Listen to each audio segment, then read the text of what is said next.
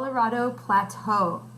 And this is such an amazing list. But roughly centered on the Four Corners region of the southwestern U.S., the Colorado Plateau is mainly composed of high desert lands that are home to 10 national parks.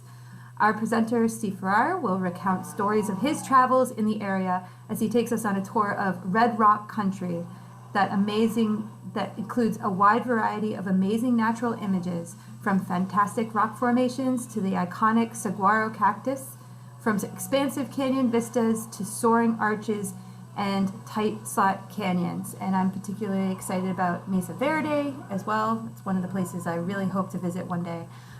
So thank you so much for joining us tonight, and thank you, Steve. All right, let's start on our journey. The first thing you're going to notice is that the Colorado Plateau is not exactly in Colorado. If we go all the way back to the map, you can see that there's a portion of it, but it is a high area, mainly centered in Utah. The desert country of Utah melds down into northern Arizona and New Mexico and over the Four Corners district. These are the list of the parks that we'll go to tonight, take virtual visits to. So without further ado, away we go. I am going to preface that not all of the pictures that I'm showing you, I started long ago visiting these parks, and you really wouldn't want to see my grainy 1970s era Kodak Instamatic shots blown up to a high resolution image. So I've replaced some of them with mainly sites from the national park websites, pictures of the parks, but if I'm in them, they're my pictures. There's quite a bit of Utah that's set aside for federal lands. As you can see, the yellow dots are national monuments, and the red ones, the 5 red ones across Utah, are the 5 national parks in Utah. So we'll start down in just outside of Vegas, in Zion National Park. Zion, I took my kids here one April vacation. They said, where are we going for spring break, Dad? I said, we're going to Vegas. And they were like, psyched, for about 2 minutes until we get our van, and then we're out of here. It's only a 3-hour drive from Vegas, and you get down there. The visitors center now is just inside the gates of the park. You used to be able to drive in there, but because the canyon is fairly closed in terms of air circulation, the smog was building up to an unacceptable point, and they've shut off personal car travel into there is a road, as you can see, the Virgin River that carved the canyon, and then there's a little area where they can put a road beside it, but personal vehicles are not allowed in the canyon anymore. You have to leave them at the big parking lot at the visitors center, like in the Grand Canyon, and then you hop on the electric shuttle buses to get up into the canyon to access places. Virgin River itself is not all that imposing. It's not a big rafting venture like the Colorado through the Grand Canyon or anything. It doesn't at first blush appear to be capable of carving what you're going to see as a canyon, but in reality, the high country of the Colorado Plateau, the northern part of the park sits at 9,000 feet elevation and drops just through the park to down to 4,000. That means the river's traveling 80 feet per mile in sections, which doesn't sound all that much, but that's 10 times the rate of descent of the Colorado River through the Grand Canyon. So when there's spring runoff, this place is rocking. Now, the first ones that come into an area get to name the place and the formations and stuff. And this was an area that nobody really could find any means of sustenance to live there, except the Mormons. Mormons came down, and they kind of liked the place. Zion means place of peace and relaxation. So the names that you're going to see, this is the court of the patriarchs. We have Abraham, Isaac, and Jacob. are the peaks that are there. You'll see several more um, similar names. The first hike, 2 of the top 5 hikes in all of the national parks are inside of Zion. The first one we're going to look at here is called the Narrows, and it's more of a wade than an actual hike. Water shoes are better than hiking shoes because you're up to your waist pretty much year round. Well, you can't go there in the spring or June because the water is too high. Through this aptly named section, the Narrows, you're talking 30-foot width and 2,000-foot sheer cliffs on either side. So it's pretty amazing. But what it does is mandate that anybody going on the Narrows trip, you have to check in with the rangers and go to the backcountry to get a permit, because they will take care of monitoring the storms. You may think you're fine where you are, but because of the lay of the land, if it's raining way up north that you may not even see the rain clouds from, that water is going to come down in a hurry, and there can be flash floods, as it says here back in 1954. The river, the walls, the 2,000-foot tall walls are smooth for a reason. It's because the water goes up like the contents of a thermometer. When the volume of water swells, the water goes way up in a hurry. And you can, there's quite a few people have drowned being in the wrong place at the wrong time. So to run a check on that, you can't enter the Narrows without a backcountry permit from the rangers. It's a rarity to find a view like this with the internet and the popularity of wild places. You're going to have company if you go on this. I mean, it's a popular trail to hike, but if you go at the right time, you can have sections of it to yourself. Get up very early. The lodge, one great bucket list would be to go around to the parks and stay at all the great lodges, because there are some beauties. This one built down back in 1925 really hasn't even changed much, other than the pictures are in color. They built it into the side. It's very unobtrusive. These are the electric trams that will pretty much, there are scheduled little stopping points along the way, but if you're in the road and you just throw your hand up, they'll stop and let you on. So you can get on and off pretty much wherever you want to. The river is snaked around. The map there is the trail coming around the backside to end up on the east rim of the park. When I was there in 1985, the one trail that I wanted to spend my day hiking was closed for the day because the Army Corps of Engineers were ferrying buckets of, by helicopter, buckets of concrete to shore up a path. So I couldn't hike it, so I had to go over to this east rim. I was doing this trip solo, and if you're going to do that, it's a good idea to check in with the rangers. I would get up at 5 o'clock, 5:30 in the morning and do a 5 or 6 hour hike in the mornings. But because I was on my own, I would tell the rangers where I was going and when I expected to be back, because on this trail in particular, I hiked for 5 hours, never saw another person. This was the 3rd week in April.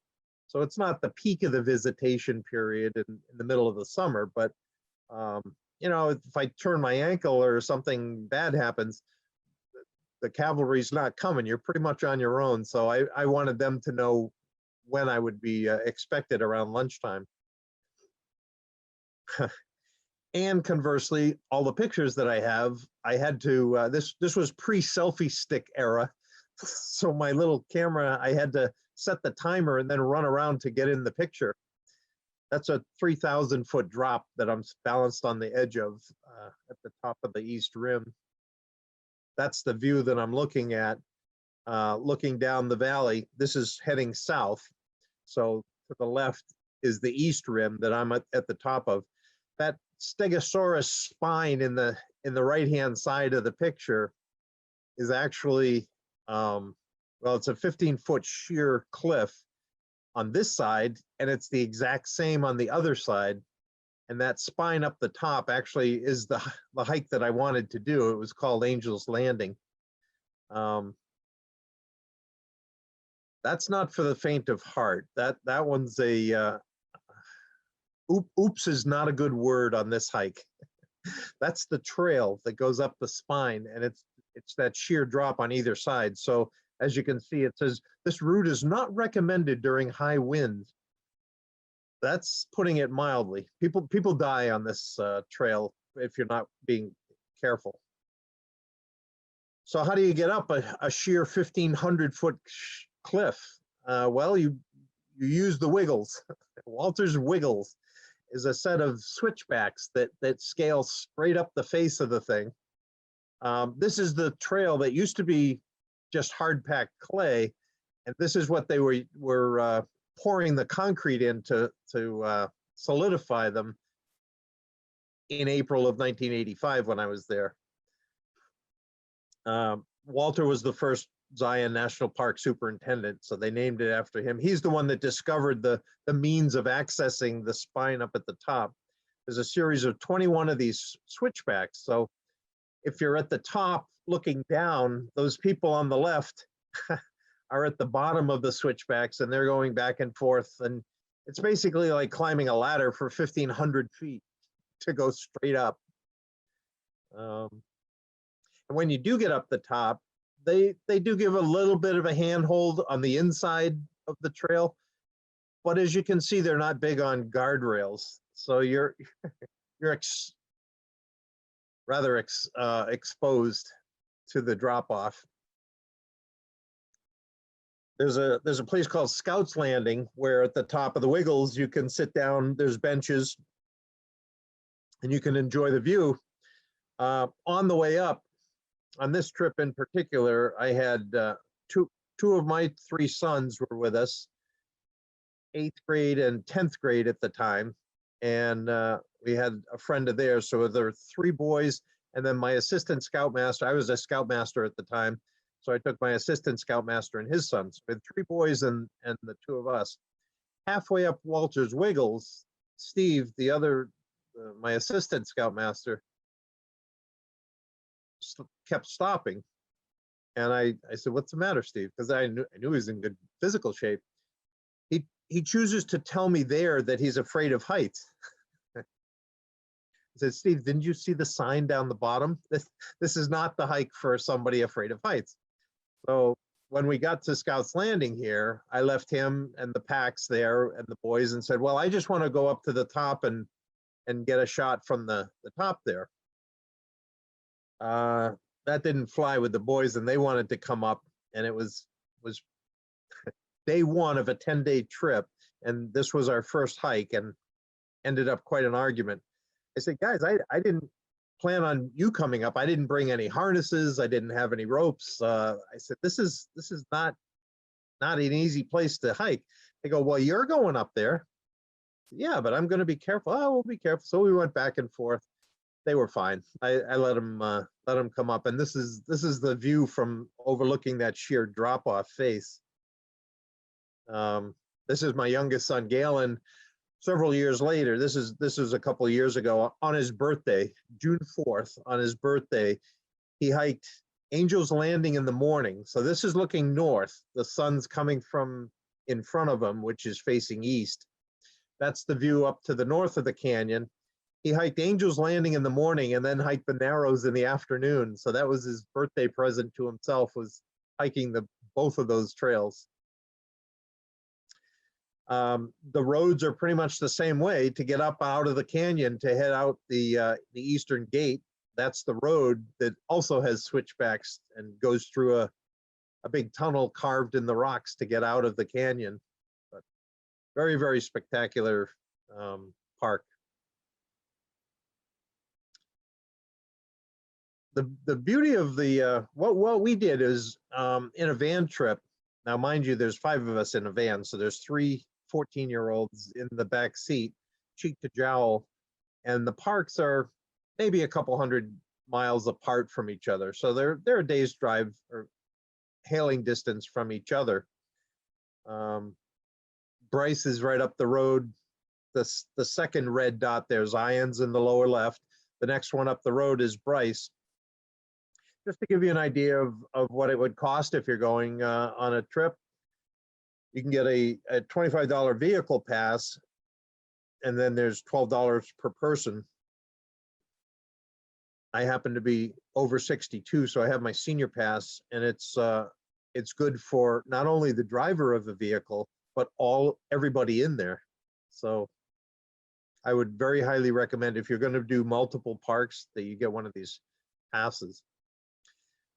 Bryce Canyon runs north to south, and this one's a little different. This is the top end of the Colorado Plateau.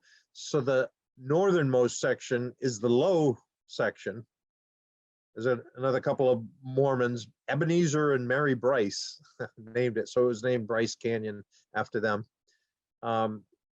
It's only 5 miles wide, and north to south climbs from 6,000 foot elevation where the visitor center is up at the top. If you travel the red line, the rim drive to the southernmost point, you're actually climbing up to 9,000 feet. And as I say, it's not really a canyon. It's called Bryce Canyon. It's an amphitheater. And it is probably one of the more spectacular natural scenic vistas that you'll ever set eyes on. It reminds me of something that Walt Disney could have created if he had some pretty good drugs. He could have come up with an idea like this. I mean, it's just, there's no way that you can improve on what nature has provided for formations here. It's not wind erosion or weather erosion. It's actually from water seeping into cracks and then freezing and expanding, and it cracks the rocks and breaks them off. So these formations are called hoodoos. And what you want to do is make sure you set aside enough time to hike on them, because that's the only way to get a feel for the park, is to get down, hiking down into them. And they're pretty fantastic. There's a number of famous ones. This on the left is called Thor's Hammer. There's all kinds of names on a bunch of them, but it's getting in touch with that's what passes for a trail. It's basically where a lot of people have followed each other's footprints to get down there. There's the three boys going down Wall Street to get down to the bottom. And the texture of the rock is unlike anything that we have. I'm up in New Hampshire, so we're the granite state, and it's rock that's smooths out and is solid like Yosemite granite. This is not like that. This is basically compacted silt. It's sandstone and gritty, crumbles in your hands. It's not stuff that you would want to be climbing on. You get down there and there's all kinds of natural bridges. This is from the bottom. Looking around down there, the place looks very, very different when you're down amongst them. But the kids got to climb around on the formations and really get a feel for the park. Two different kinds of sandstone. Well, we'll get into those later, but this whole area at one point used to be the bottom of an inland sea. So the sediment that piled up on each other is 1,000 feet thick, and it gets all eroded. So the formations are very tall, but it's relatively soft stone. Driving along the top, which you can do as the amphitheater faces to the east. So as the sun goes over the noon part and towards the afternoon, you get very, very different interplay of sunlight and shadows. So as you drive along, you get very different views. As the sun starts to go down, it picks up all the different colors are different types of minerals. And the sun, you can sit in one spot and your view changes as the sun switches position. The orange is iron, blue, there's actually blue minerals, the manganese comes out, and it's absolutely spectacular. This is all the way at the end. Rainbow Point is the highest point at 9,100 feet. And what you're doing is looking back north, the length of the amphitheater from where you drove. Pretty wild place. The third one in the middle, plunk in the middle of Utah, is Capitol Reef. This was this summer, actually. I was there a couple weeks, months ago with all three of my boys. We went in July. As you can see, it's right in the middle, and it's very similar shape to Bryce Canyon, north to south, much longer.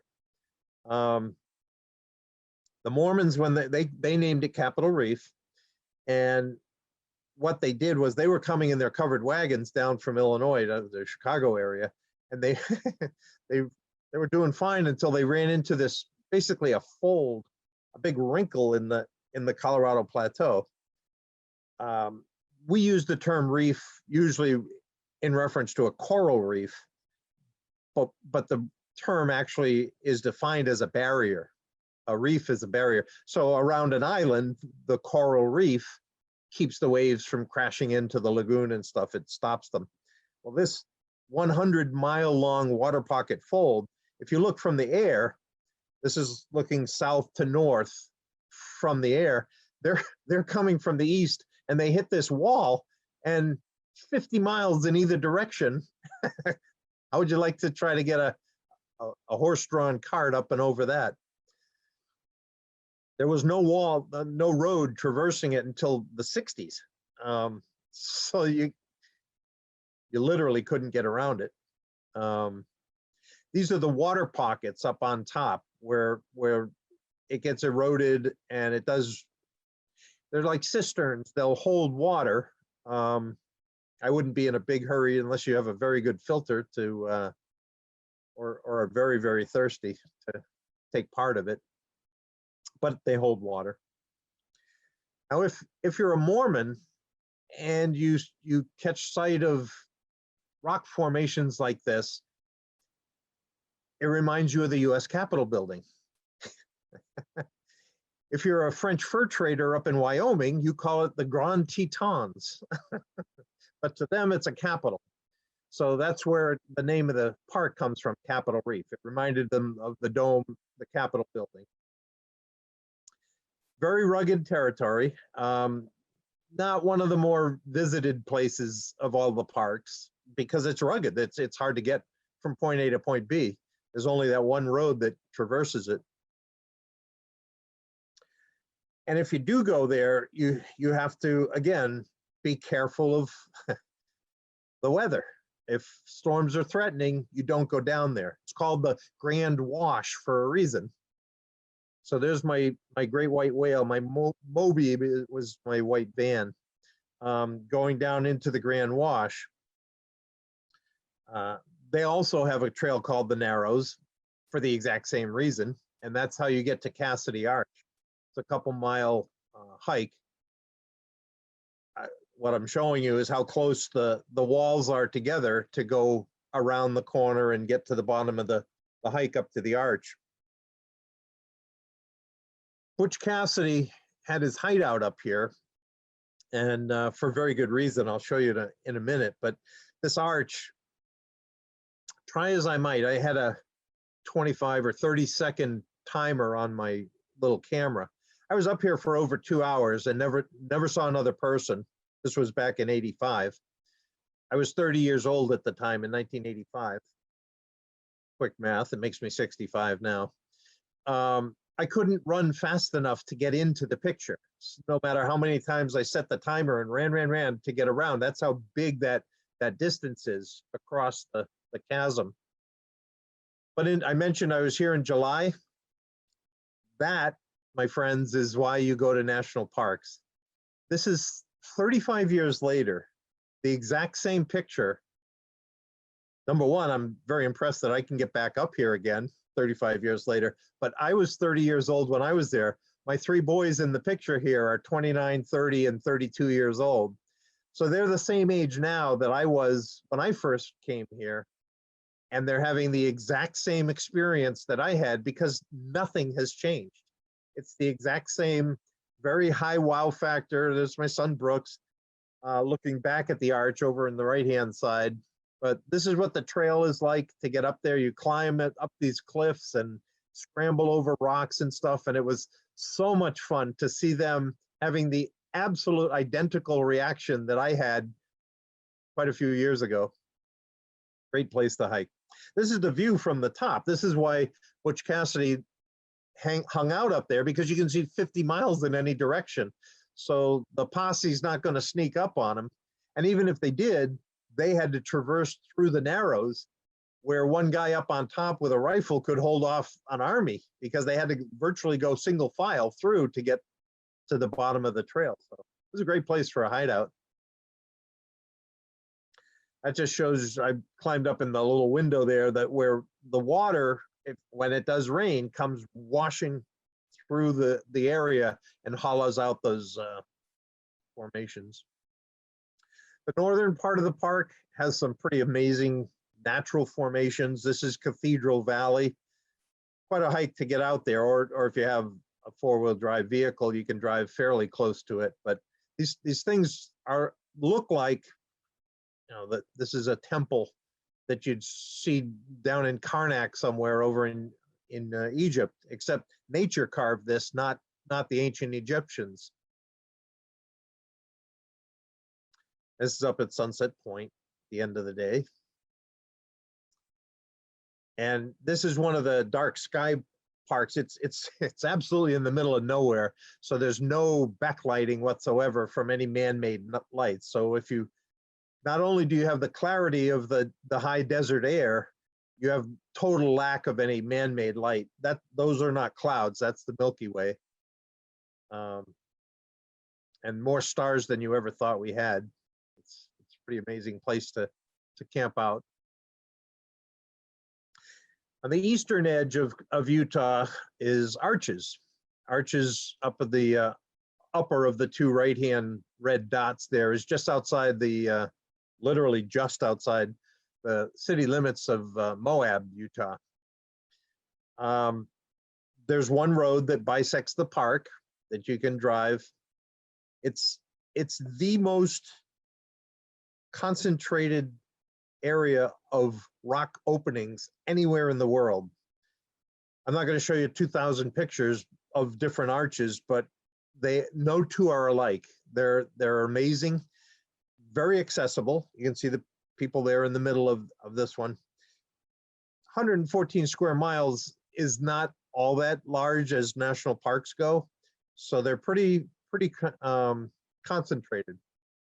This is an aerial view. There's the one road in the middle that bisects the park. It goes through the fiery furnace section. From above, you can see the fins that are forming. So the reason that this area has arches is because, as I mentioned, it used to be the floor of an inland sea. Well, the water evaporated and left thousands of feet of salt, gypsum salt, underneath. Eventually, the sediments filled in and covered it over. Well, salts don't do well under pressure. So with the weight of the sediments, the salt reacts to it and heaves up in like a dome. And what it does is pushes up, and that leaves cracks in the sedimentary layer. So on your left, you'll see the layer with just thin cracks. And this is a sequence shot of how the arches form. Initially, they're narrow cracks. Water gets in, does its thing, widens the crack, and you end up with these freestanding fins. And then eventually, water and weather, wind, erode the softer sandstone, and the debris drops from underneath and leaves an arch.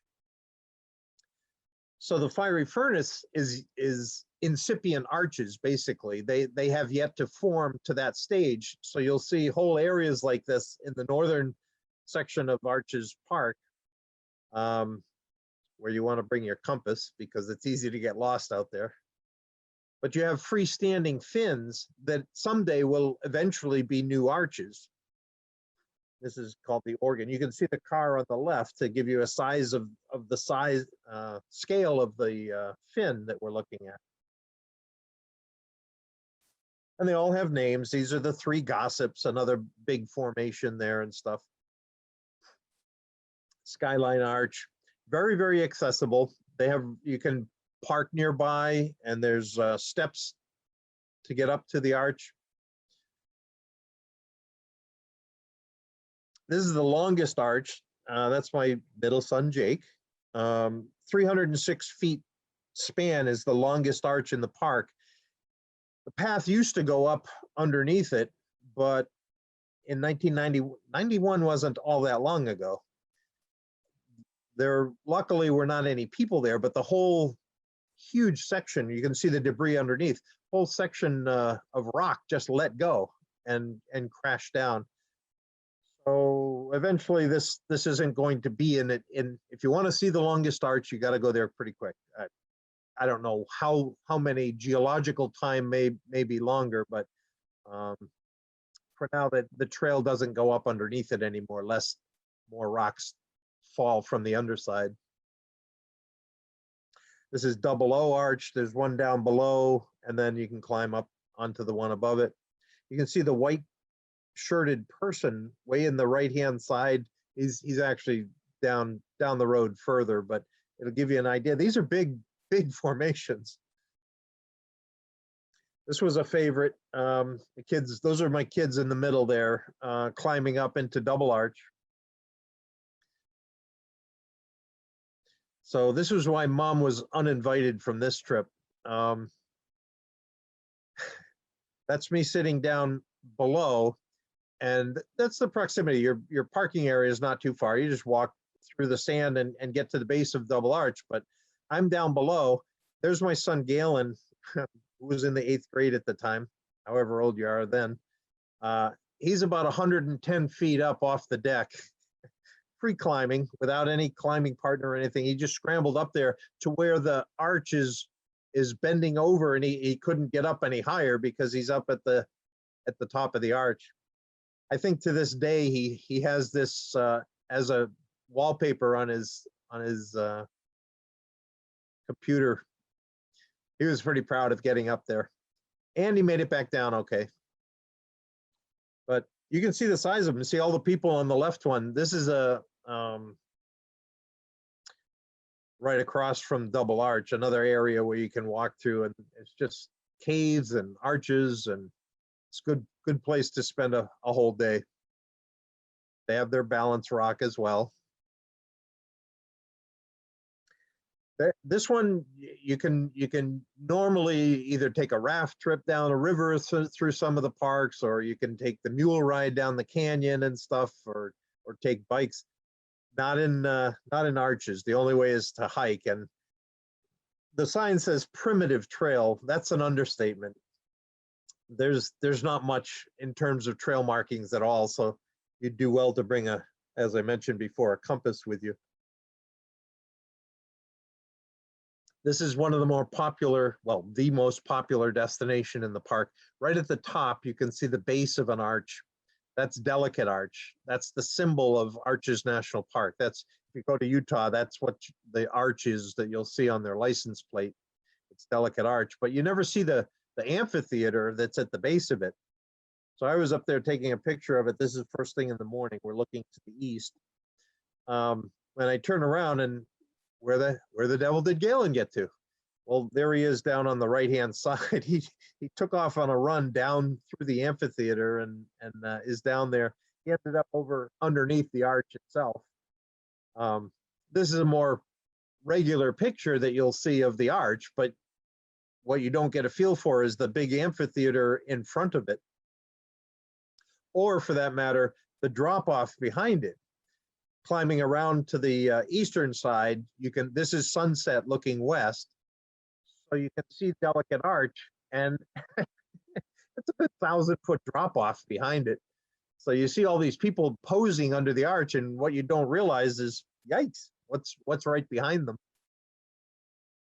Hard to take a bad picture in this neck of the woods.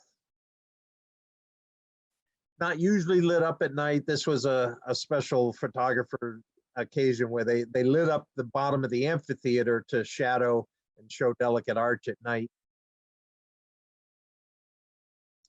Same thing with Double Arch.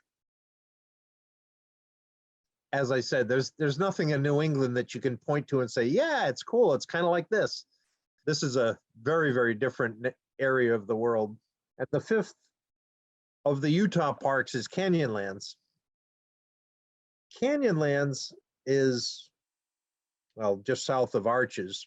It's at the confluence of the Green River coming down from Dinosaur National Monument, Green River, and the river to the right coming down out of Colorado is in fact the Colorado River. So the two rivers form Island in the Sky. There's 3 sections in Canyonlands. The Colorado and the Green come together, carve 2 canyons, and where they join and form the stem of the Y there, they divide the western side, the Maze, and the eastern side, the Needles. So you got Island in the Sky floating up above, and then the 2 eastern western sides form the 3 sections of Canyonlands. Grandview Point, this is the end of the road up above at the Island in the Sky, and you've got 100-mile vistas. This is not the Grand Canyon. This is in Canyonlands. You're 2,200 vertical feet up off of the water, and on a clear day, a 100-mile view is easy. The single most photographed sunrise picture, pretty much there are a lot of good ones. Acadia has some good ones with the first rays of the sun hitting the US and stuff. But this one here, this is called Mesa Arch. And that's my son Brooks in the green shirt setting up to get the sunrise. You have to get up early because you're going to have company. There are a lot of photographers, as I say, jockeying for position, because what happens is when the sun comes up, it lights up the underside of the arch. And to get the rays of the sun and stuff, you have to be in the right place at the right time to get the perfect shot. But this is what they're looking for. And the evolution of it, I mean, within minutes, when that comes up, you gotta be ready with the right speed film and everything else to get your shot. But see how the underside lights up? Now my son Galen has already had that shot. He got that when he was there last summer. So this summer he wanted to get, well, I can't blow this up, but it's about 3/4 of a mile around the rim to the right-hand side to get up to the top of the formation in the middle of the picture. If you look up at the top, there's a little dot. That's my son Galen. He's up at the top taking this picture, looking back at Mesa Arch at sunrise, and that's the fall away behind the arch. So if you don't mind running around at 8,000 or 9,000 feet elevation, you can get some pretty, and you're a good rock climber, you can get some pretty amazing pictures in Canyonlands. That's Mesa Arch again. Up in the same section in Island in the Sky, there's a big dome up there that nobody really knows whether it's a meteor crater, an impact crater, or whether it's one of the salt domes that just upheaved or whatever. It's about a 2-mile hike to get out to it. This is the White Rim Road. This is halfway down between the Island in the Sky mesa top and the rivers down below. About halfway down is a rim. They discovered uranium in the area, And this was back in the 30s. And the prospectors hacked a barely passable road to get a means of getting the ore out. It's called Schaefer Trail Road, and that's the switchbacks that go from the top 2,200 vertical feet all the way down to the river. There's Brooks and Galen, my two boys, that decided in 105-degree heat that, yeah, we can bike that. At least they had gravity going down. I dropped them off at the top, and they got to go down that set of. This is the trail that they just rode their bikes down. Pretty amazing. You don't have to go up and down. You can just travel along the top, and this is the scenery you have all alongside you as you. This is biker heaven. It's mountain biking mecca for people come from all over the world to Moab for trail rides like this. But and if you're up for more adrenaline, when the Green and the Colorado River come together, the volume swells, and that 14-mile section right underneath Island in the Sky is called Cataract Canyon. And this is some serious whitewater. This isn't beginner stuff. You can go for multi-day raft trips down through there. So the left-hand, the western side, the Maze District, I've never actually talked to anybody that's been over there. The only access is from way, way, way further to the west. It's a 46-mile road to get into it, and you better have four-wheel drive and very high clearance to navigate that road. But when you get in there, this is that's an overhead view of why it's called the Maze District. If you want to feel like a rat sniffing out a piece of cheese, I mean, you can hike for hours and then come to a dead end and have to retrace your steps and go a different way and stuff. I don't see the attraction. I've never gone over there. To me, I stay over on the east side. The Needles District is much more civil. Very, very accessible. You can take commercial tours and let the professional drivers make sure your seatbelt's buckled, and they'll bring you right up. They're pretty good. Or you can rent one and try it yourself, but you gotta know what you're doing if you're gonna try that.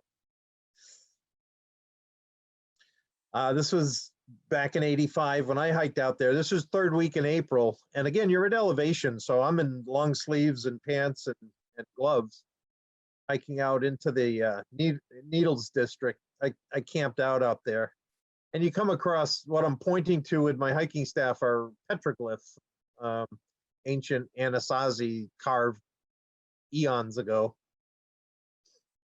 Fat Man's Misery, the trail.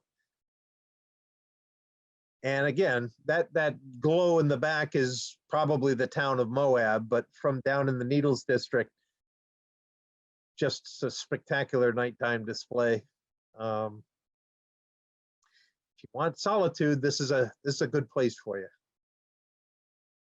Now over the corner, so those are the 5 parks in Utah. If you go over the corner, you can see Canyonlands there. Just around the corner, heading towards Durango, is Mesa Verde. It's this one also has a 23-mile access road to get up into where the dwellings are. And you're climbing. Cortez, the town of Cortez is the closest town. That's at 6,000 feet. Cliff Palace is just under 9,000. It's up at 8,500. Discovered by some guys that were looking for some lost cows. And this is a geographical map of the place, and you can see why there's only one road in the park, because lateral going east to west, there's no connectors. There's no way to build a road. So on top of the mesa for years, I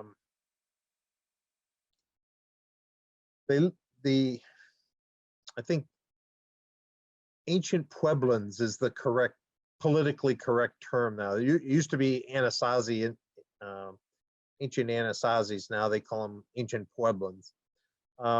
They lived up on top of the mesa, and for 600 years they built all these dwellings with uh, out of mud. Basically, it was the only building blocks they had. And then all of a sudden, they just decided to vacate the top of the mesa, and they built halfway down. They carved into the side of the cliffs these dwellings. There's all kinds of speculation as to why, for protection or whatever, but they spent a lot of time building, as you'll see, these cliff dwellings, and then within 100 years, the entire civilization just vanished. They just disappeared from the region. So the parking area, you can see up on the top there where the bus and the cars are, you have to drop down a couple 100 feet down a stairway to get to the base, and then climb up the ladder here 32 feet up to get into the adobe cliffs. 40 rooms is considered Metz a Metz. It's a medium-sized dwelling. 40 rooms. People lived here. And basically what you're doing is looking across at the next mesa. They're all like fingers that run the length of them. The big one is Cliff Palace. That's the 150 rooms built into the side. It's a 400-foot thick layer of sandstone, and the same thing, you have to come down the stainless steel stairwell. They have tours where you can walk over and go right inside the dwellings, and those are the circular holes are called kivas. That's where the ancient Anasazis used to go down. The medicine men would go have their peyote buttons or smoke their peace pipes and stuff. That's the shape of them, and the roof support on the right used to have beams running across, straight across, to hold up the roof like that. They've rebuilt one up on the top to show you, but the logs have since deteriorated, and they're all open like that. That's me with a couple of the boys back in school age, where we could go down into the kivas, and it's a pretty thorough ranger-led tour down there. As you come up the park, there's one fork. There's only two roads. Come up from the visitor center, and either you go to the west to see the longhouse, or you go to the right to see Balcony House and Cliff Palace. Same thing. You got to go down the steps. This is the western side over to the longhouse. 150 feet down from where you parked, you got to go down, and very, very similar tour to the Cliff Palace. But they put a lot of effort into building this place, and then within 100 years, they just vacated. They left.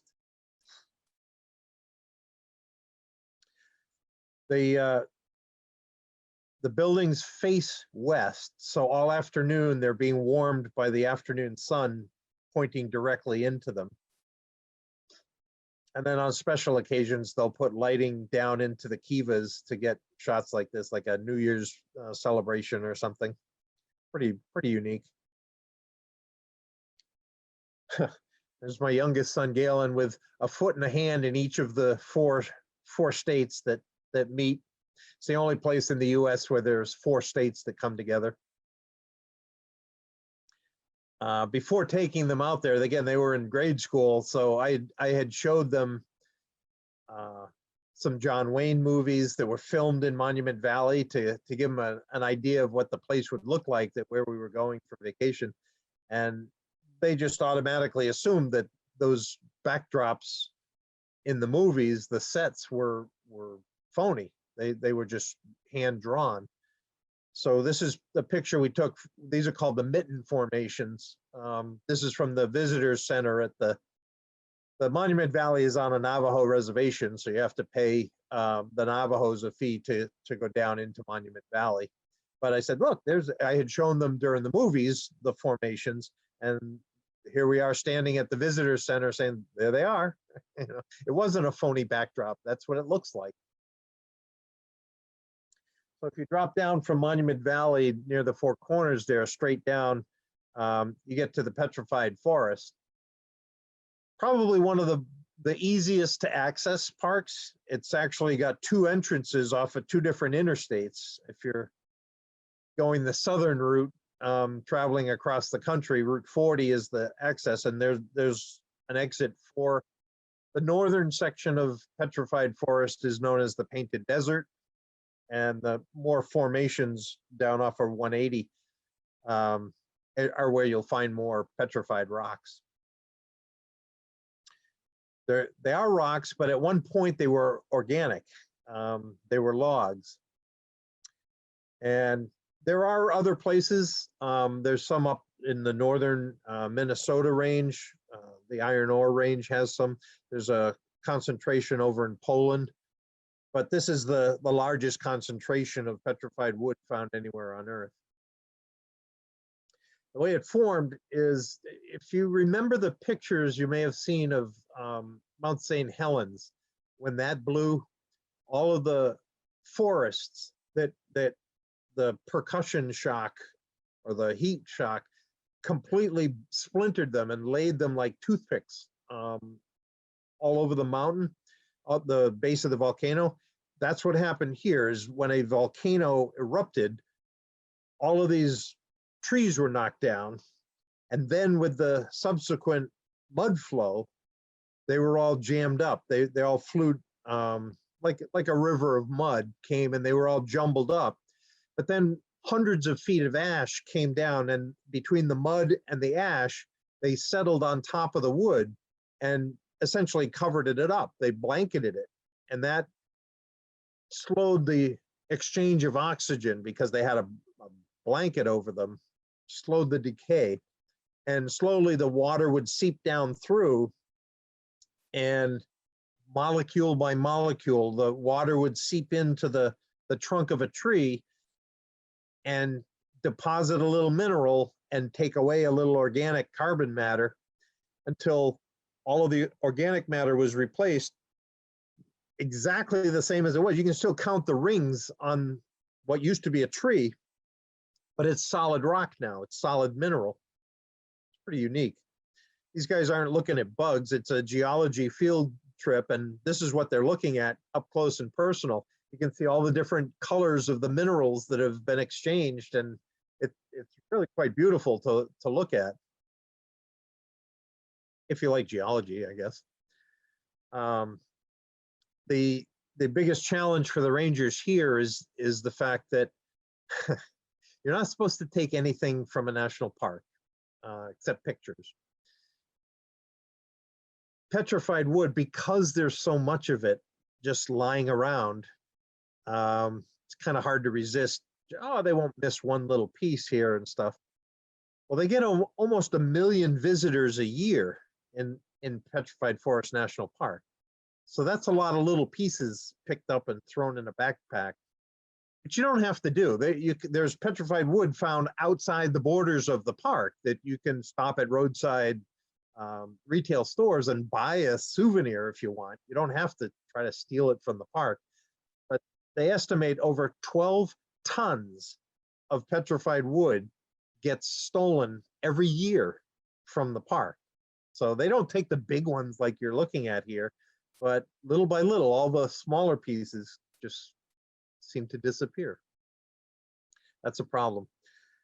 Some of the early pictures are fun of cavalrymen with their horses on top of the logs. I mean, this one's 60 feet long. The longest is 120 feet long. So there's they have their newspaper rock from the early petroglyphs carved into it. This was an enterprising soul that chose to live there, and there's not any wood to build a house out of, so he compiled a whole house full of, he patched it together with mud and adobe, and it's a cabin made out of petrified wood from long ago. It's kind of a boring hike, actually. It reminds you of the Badlands up in South Dakota.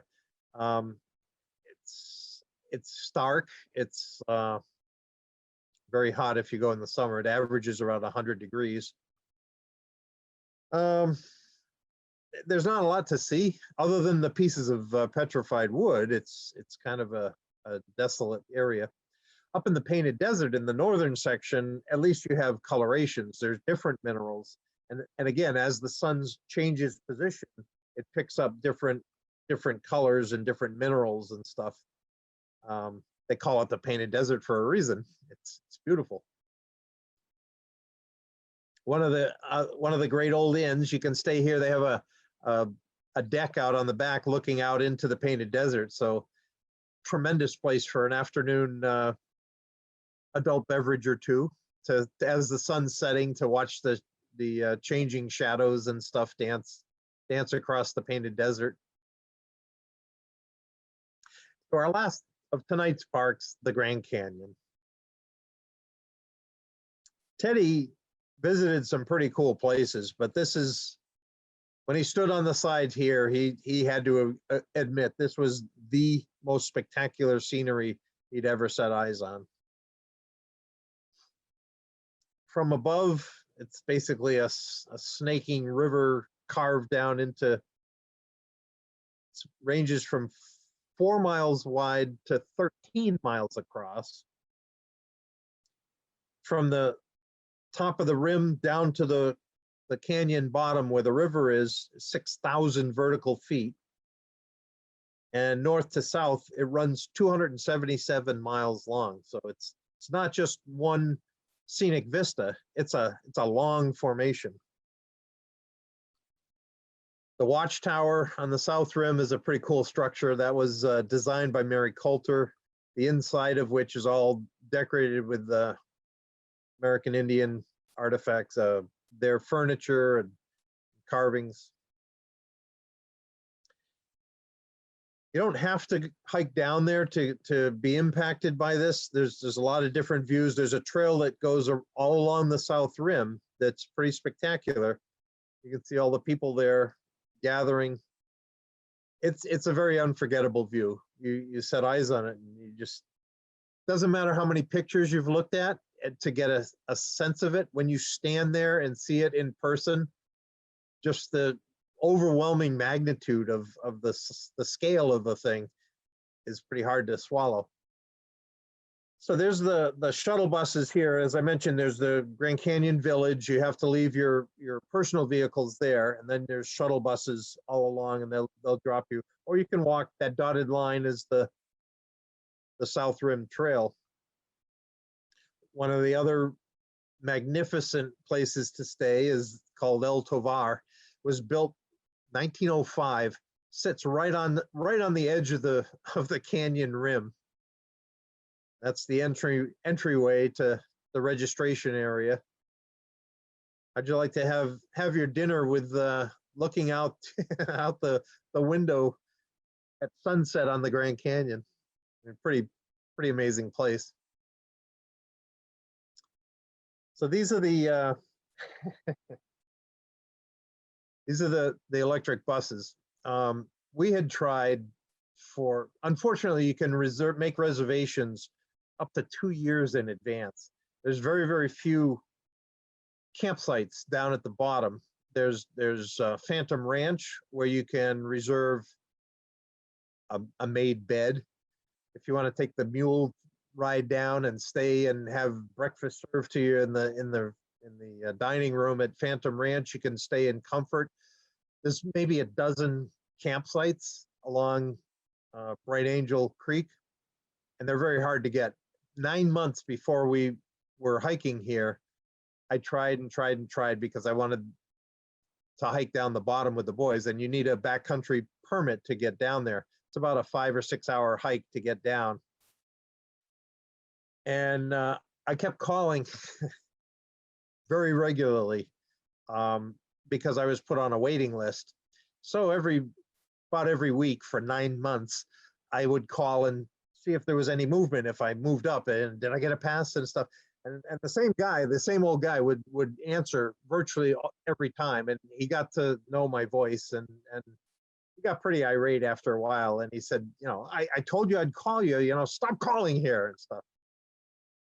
Well, while we were in the parking area, we didn't get a backcountry permit. We never, so we had resigned ourselves to the fact that we weren't going to be able to hike down to the bottom. We just do a day hike, a part way down, and then come back up. So before we started around 1:30, we were having our lunch in the parking area, and I saw the backcountry office, and I'm gonna go over there. So I went in. It's pretty funny. There's a younger ranger at the counter facing me, and I started like pull a string on my back. Hi, my name's Steve Farrar. I'm wondering, my name's on the waiting list and stuff. Went into the same spiel that I would do over the phone, but I was saying it live, and he didn't have a reaction, but the older guy behind him, who was facing the other way, spun around and he goes, "You!" He was the one that I had been talking to all the time. And he recognized my voice, and I thought he was going to start yelling at me. Instead, he cracked up laughing, and he said, "You are not going to believe this." He said, "We got a phone call not 15 minutes ago from a family. Their RV broke down in Flagstaff. They had one of the backcountry permits for that night, and they weren't going to be able to make it." So he said, "There's a permit available." So we got to quickly throw on our backpacks and basically run down, because we had to do a 5-hour hike in about 2.5. We went down the South Kaibog Trail and had to step aside for the mules that were coming up from the day. They had brought visitors down to Phantom Ranch earlier in the day. As amazing as it is looking at the place from up above, when you hike hour after hour down, and you think, we got to be getting to the bottom of this place. It is unbelievable. It's, geologically speaking, it's not that old a formation. It's 5 million years since when the San Andreas Fault opened up with an earthquake. It opened the avenue for the Colorado River to get out into the Gulf of California, and that let the river flow. So it's been in the makings for 5 million years.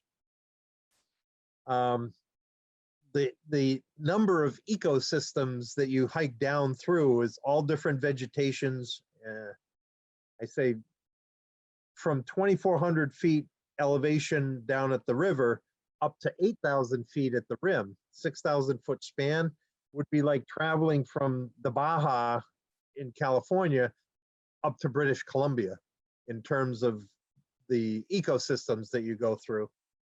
There are some critters, you got to be pretty eagle-eyed to see them, because the reason that they still exist is that they're camouflaged very, very well. So you got to be pretty sharp-eyed to pick them out.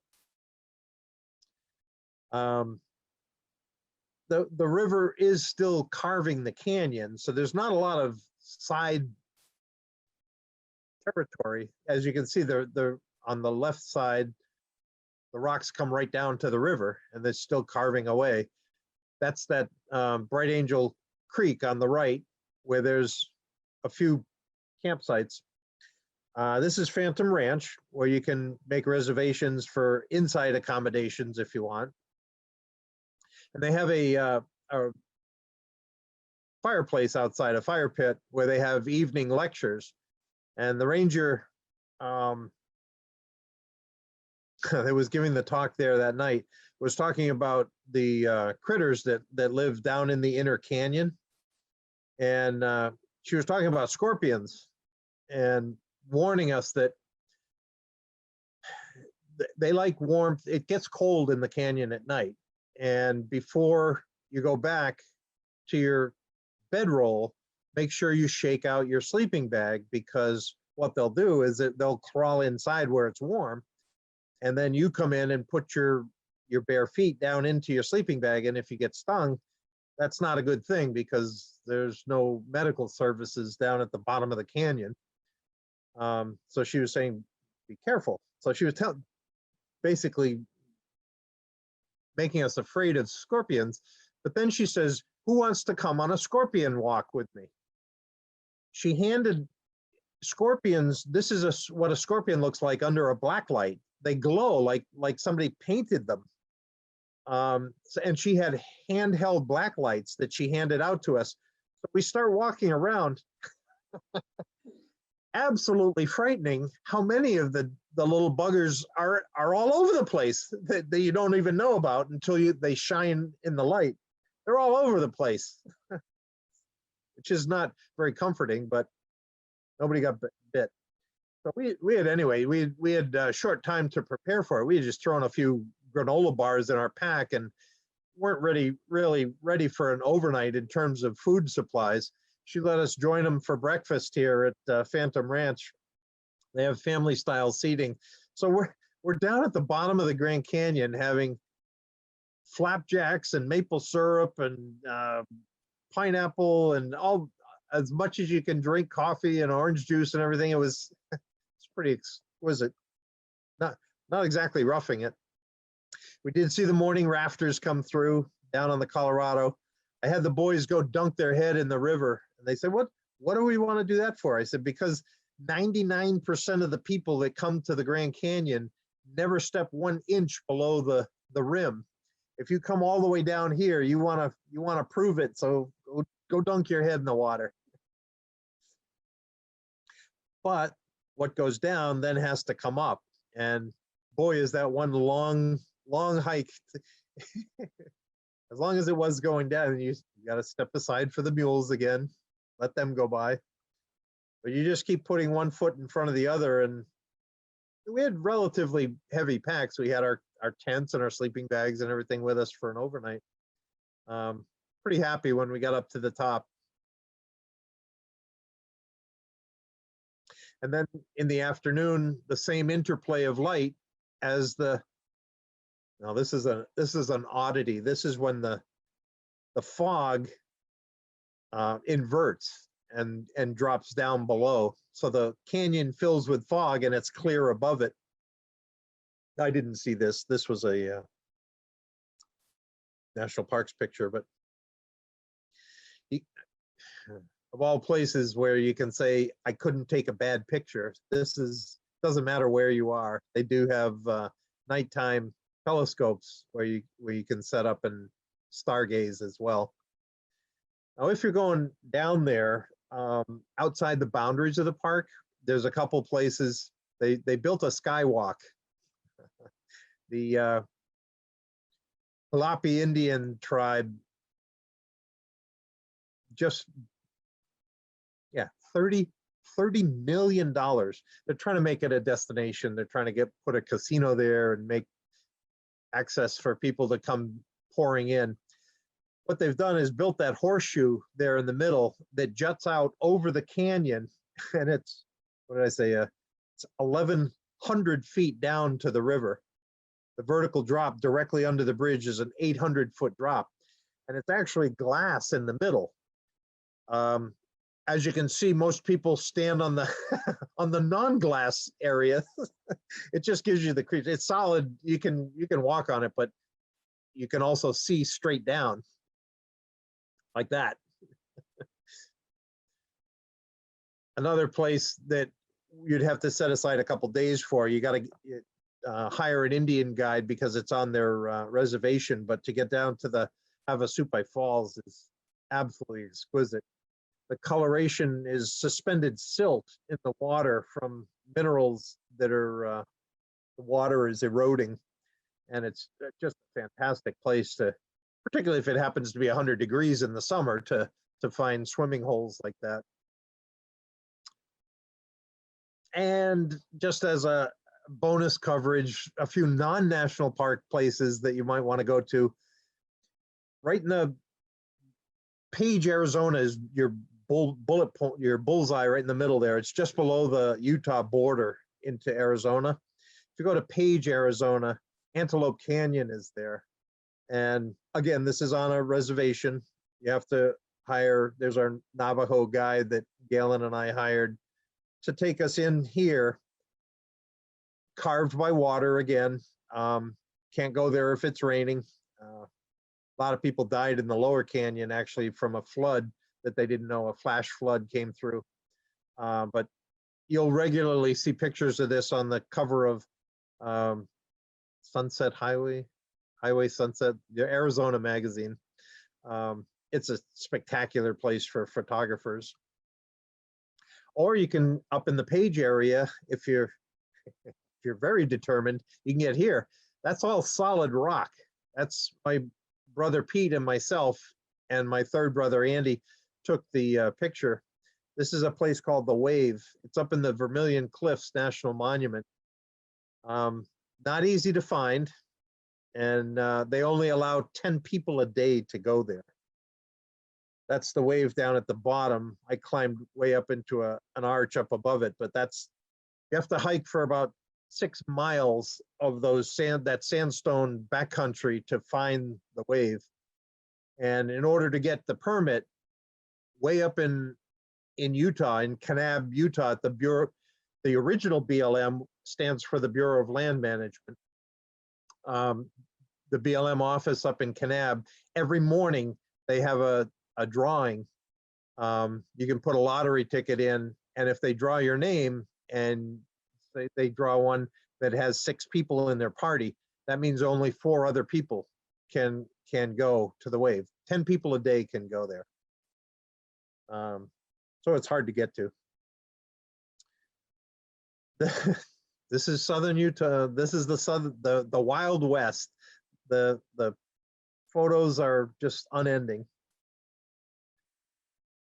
Just a quick ad for our next show is going to be in a few weeks, December 10th, Thursday night. We're going to go from Canada all the way down to Mexico along the spine of the Rocky Mountains, from Glacier National Park all the way down to Guadalupe Mountains at the base of Texas.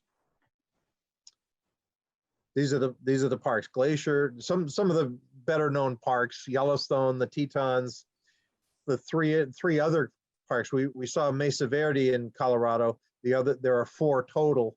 We'll go to the other 3 in Colorado, and then Carlsbad.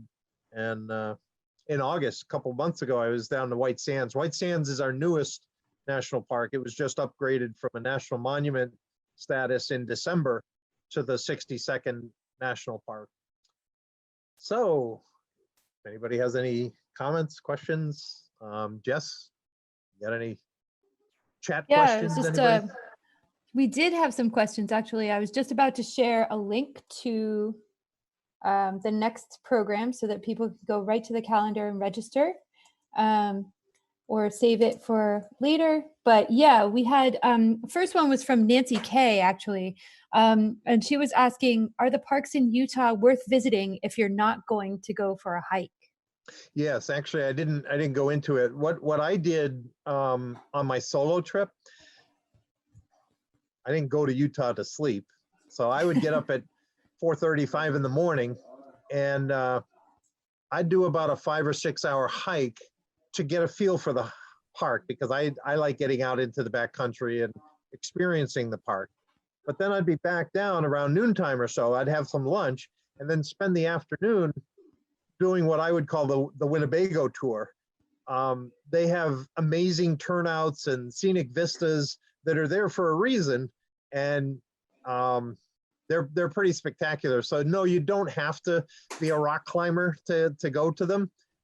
A lot of RVs you'll see with, actually it struck me at the time. As I mentioned, I was 30 years old, and in Zion, when I was there, after having climbed up to the top of East Rim in the morning, I was on that Winnebago tour in the afternoon, and I was at one of the turnouts, and I was looking up at where I had been in the morning, and the older guy beside me thought I was looking at a climber or something. He said, "What are you looking at?" I said, "Well, I was up there this morning."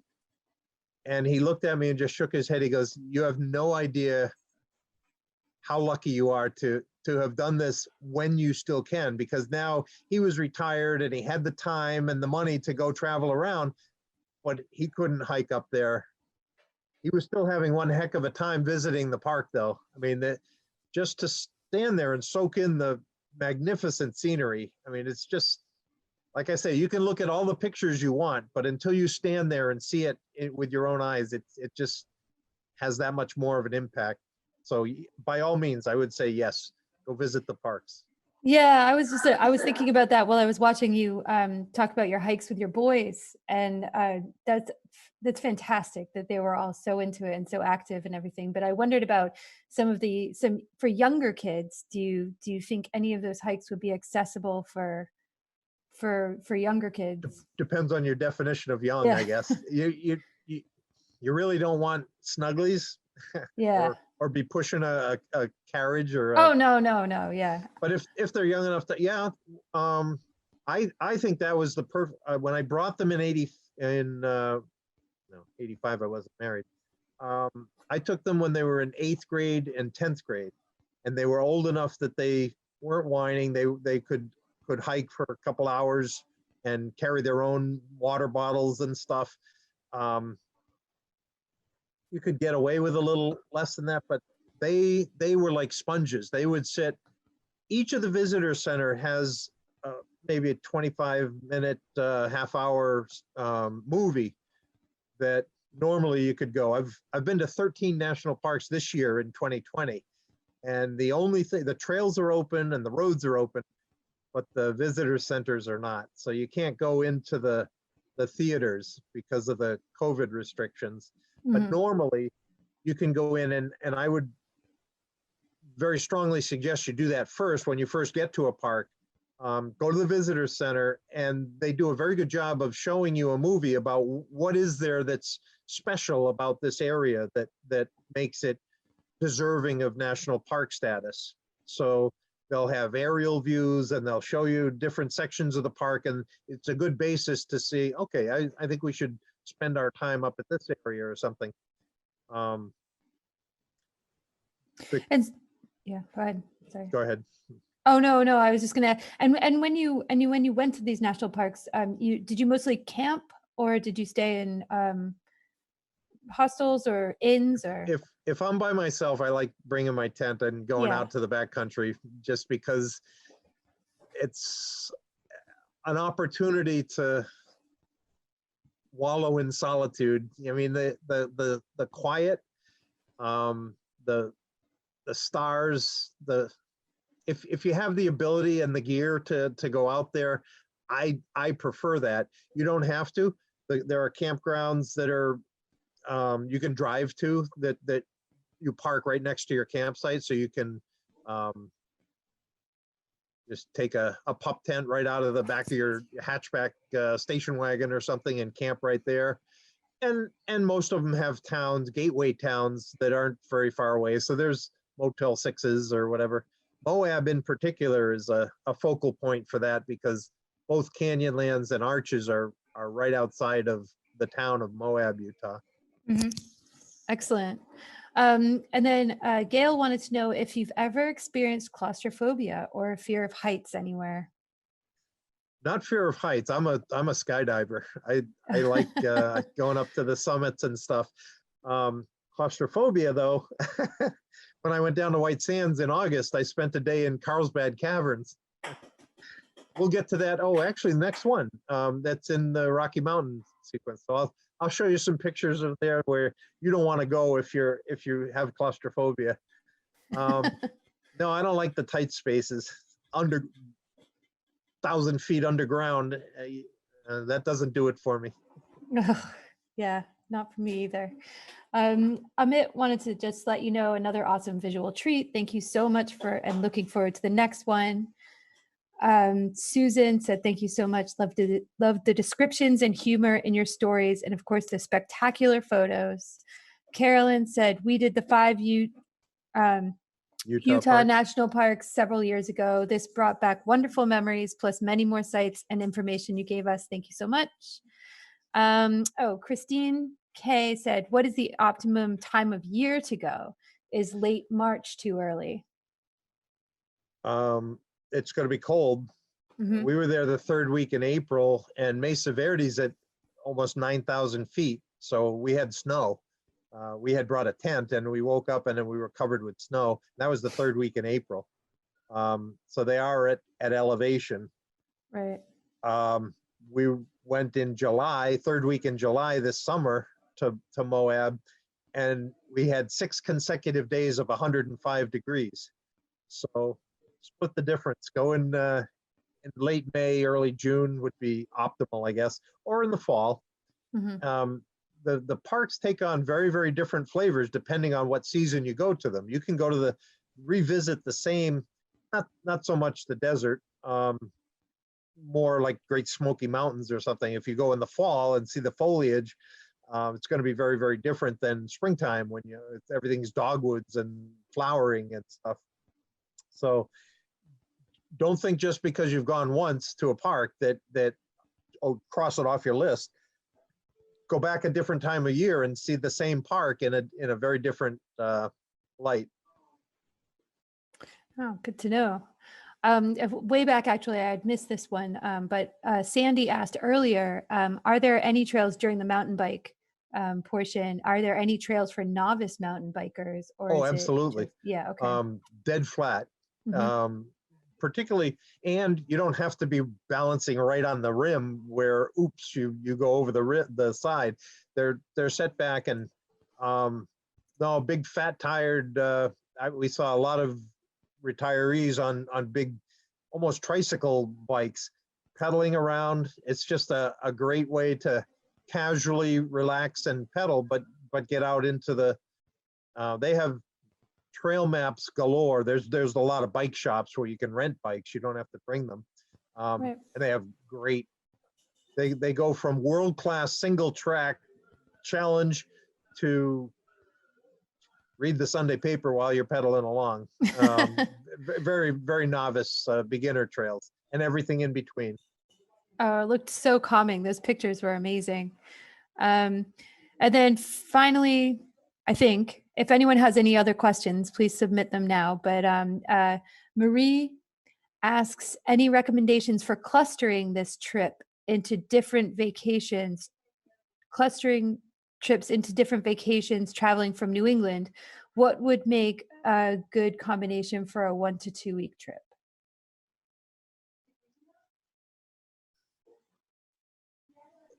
If I were doing it optimally, I would not waste the not bad verb choice. Don't use the word waste, but I would not want to spend the time driving. There's not a lot in the middle. That being said, we'll have one whole 90-minute talk on the central U.S. parks. So if you want to see Mammoth Cave or Hot Springs in Arkansas and stuff, there are some parks in the middle of the country. But you're asking for my opinion. I would fly to Salt Lake City and rent a car and spend your 2 weeks out there, because then once you're already out there, you didn't spend the 3 or 4 days to drive. You could combine a desert trip, which you just saw here. We flew into Vegas and took spring vacation. It was 10 days. So we had vacation week and then the 2 weekends on either end. So in 10 days, we hiked in 7 national parks. That was all, it was ambitious, a lot of driving. But if you only did the lower parks, the Utah parks, and then turn north, you could get up to the Grand Tetons in Wyoming, and that connects up to Yellowstone and Glacier. You'll see them next time, and remind me. I'll show you on the map. You can connect those to do a 2-week trip. I would combine Utah with going north up into Wyoming and Montana, and that gives you something in addition to Red Rock and desert. Okay, thank you so much. Yeah, another great presentation on the national parks. Thank you. Thank you. Just so many thank yous coming in. Check at Good. the visitor center. There are hikes of all levels, easy to difficult, at each park rangers, and park rangers can advise. Thank you, Susan, for that tip. I think, Steve, you would echo that as well. And Michael says, thanks a lot. So yeah, so thank you very much, Steve, for an excellent presentation. Another really great one, very informative, lots of quality information there. So we're looking forward to the next one. Very good. Okay. All Have a right. great night. See you then. Have a great night, everyone. Thank you so much. So long now.